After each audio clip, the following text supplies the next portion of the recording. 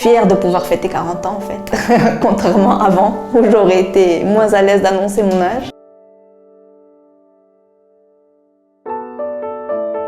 Déjà, je suis contente d'être là pour en parler parce que je pense que je me dois ça.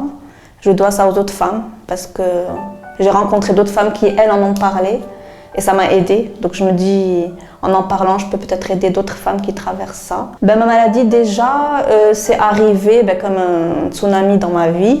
Pendant que je m'attelais de 20 à 30 ans à construire ma petite vie, mon petit cadre familial, social, matériel, que j'avais un plan, voilà, c'est venu chambouler tout ça.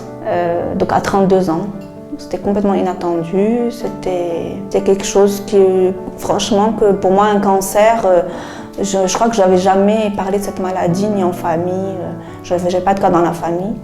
Donc aussi bien mes médecins que moi, je pense qu'on a mis du temps à reconnaître que j'étais malade aussi jeune. S'en est suivi, on va dire, quelques mois, les premiers traitements, où, on va dire, j'ai pris ça comme un projet. Au début, le choc est tellement grand qu'il fallait juste tenir debout pour traverser tout ça.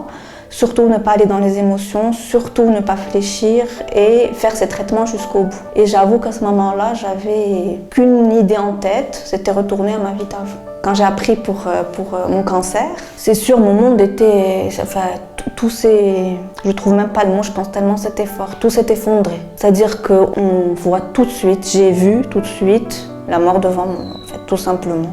J'ai mis du temps à accepter de dire ça et à comprendre que c'est ça que j'ai vu. Mais en fait, je me suis dit, ça y est, je vais mourir, ma famille, ma fille, mon mari, mes parents, c'est fini. C'est pas le plan que j'avais fait. C'est tellement dur de voir ça, de se dire, j'avais un autre plan. Et c'est en même temps le plus grand apprentissage que j'ai eu par la suite. On peut faire des plans tant qu'on veut.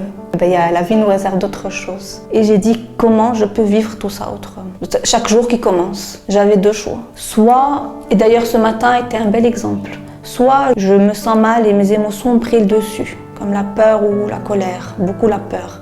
Et je reste au fond du lit et je dis je peux rien faire et je vais pas bouger et je vais juste rester dans mon coin et de toutes les manières je suis juste amenée à être malade et à mourir avant terme. Et sinon j'ai un autre choix qui est celui de dire et si tu faisais quand même, peut-être ce sera pas aussi parfait et carré et ce que tu aimerais faire, mais tu feras un peu. Et puis c'est très intéressant la spirale. On commence, on met un pied hors du lit et puis on se dit ah ben tiens c'est sympa, je peux me sentir un peu mieux, je peux y aller, je vais aller rencontrer d'autres personnes, je vais faire quelque chose, une activité quelle qu'elle soit. Et du coup cette journée j'ai choisi de la vivre autrement. Et ça s'applique sur toute la maladie.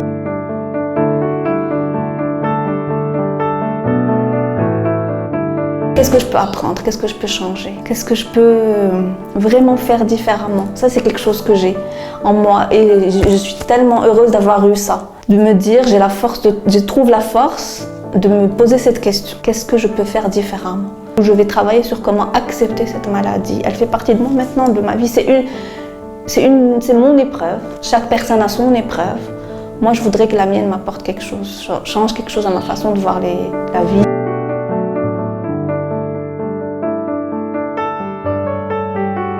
Il y a des femmes malades avec moi dans l'association, des fois que ça choque de comment j'en parle, parce que presque j'en parle avec le sourire, j'y mets... peut-être que ça met mal à l'aise presque. Mais je me dis aujourd'hui, je suis toujours en vie, je suis là. Et cette maladie m'a ouvert les yeux sur tellement de choses.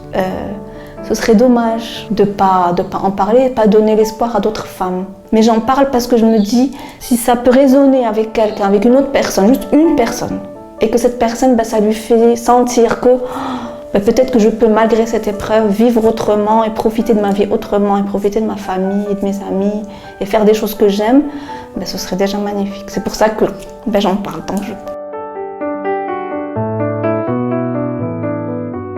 Ça m'a permis de prendre du recul parce que je me posais la question, qu'est-ce que j'ai fait dans ma vie qui a pu... On est sûr de rien dans un cancer, on ne sait pas d'où ça vient. C'est un des grands mystères aujourd'hui. Qu'est-ce qui cause un cancer? Mais je me dis, j'ai une part de responsabilité, mais pas avec culpabilité, juste de responsabilité. J'ai fait quelque chose peut-être qui a fait subir à ce corps. Donc je veux aller comprendre qu'est-ce que j'ai fait, qu'est-ce que j'aurais fait différemment, qu'est-ce que je peux maintenant faire pour m'aider à tenir plus longtemps. Et j'ai compris que quand j'avais fait ce plan, quand j'avais 20 ans, je voulais tellement le réaliser à tout prix. Il fallait tellement gravir les échelons et être celle que je voulais être à ce moment-là, que j'ai complètement coupé toute connexion avec mon corps et avec mon intuition. Donc tout ce qui pouvait bloquer mon avancée, eh ben on arrête là. Le corps, trop faible. Allez, il faut me suivre, il faut tenir. C'est dur de se dire ça parce que c'est peut-être ça qui a causé mon cancer ou pas, à la limite c'est pas important. C'est juste que je me dis, du coup qu'est-ce que je fais maintenant différemment? Je me suis reconnectée à mon corps. Je l'écoute, ce corps me porte aujourd'hui et j'ai osé le négliger. Je l'ai négligé, pour moi il devait juste suivre. Alors qu'il fait partie intégrante de moi, c'est une des parties importantes de moi. Donc aujourd'hui je l'écoute quand il m'envoie, et Dieu sait qu'il m'a envoyé des alarmes avant d'avoir le cancer, mais j'écoutais rien. Donc ça c'était vraiment mon plus grand apprentissage. Je l'écoute aujourd'hui, je tiens compte de lui, je prends soin de lui. Donc ça c'est ce que j'ai changé aujourd'hui dans ma vie. La deuxième chose que j'ai changé, c'est aussi de me reconnecter à mon intuition. Au bout d'un moment, cette intuition elle commençait à me dire, Zineb, stop, tu es en train d'aller, tu es en train de te laisser imposer des choses qui ne sont pas en ligne avec toi et tes valeurs. C'est pas en harmonie avec toi. Mais elle m'a tellement embêtée cette intuition que je l'ai tue. Je l'ai bien verrouillée. Aujourd'hui, je travaille depuis quelques années, toujours aujourd'hui, à me reconnecter à cette intuition. Voilà. Et la troisième chose que j'ai changée, c'est de me dire justement, je peux influencer mon état, le cours de ma vie, mes émotions. Je les écoute aussi, j'essaye. C'est un travail de tous les jours parce qu'on revient tout de suite à nos anciens réflexes. Mais je me dis, ces émotions-là, la peur, la colère, tout ça, quand ça s'installe, j'essaye d'apprendre à prendre du recul, à les observer et à les digérer autrement. La relation aux autres, forcément, a beaucoup changé parce que j'ai appréhendé encore une fois les choses différemment. Comment je me plaçais par rapport aux autres, qu'est-ce que je voulais qu'on pense de moi. Toute action, toute initiative, ou en tout cas la majorité, partait de cette image.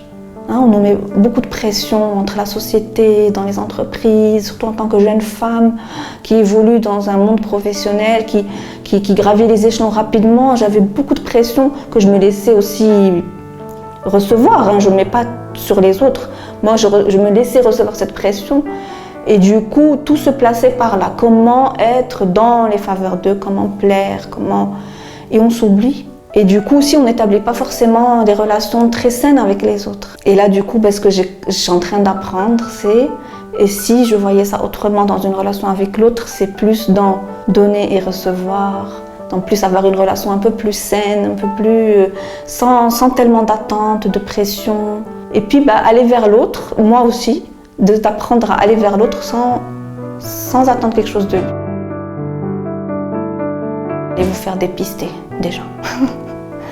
Il faut aller se faire dépister régulièrement pour surveiller, parce qu'un cancer, le plus tôt on le trouve, le mieux on guérit. Donc ça, c'est la base. Et on voit plein de femmes qui aujourd'hui sont en rémission, qui s'en sortent. Bien sûr, malheureusement, cette maladie prend encore beaucoup de femmes à leur vie, à leur famille, mais c'est possible d'en guérir. Mais il faut aller se faire dépister. Donc vraiment, mesdames, j'insiste sur ça.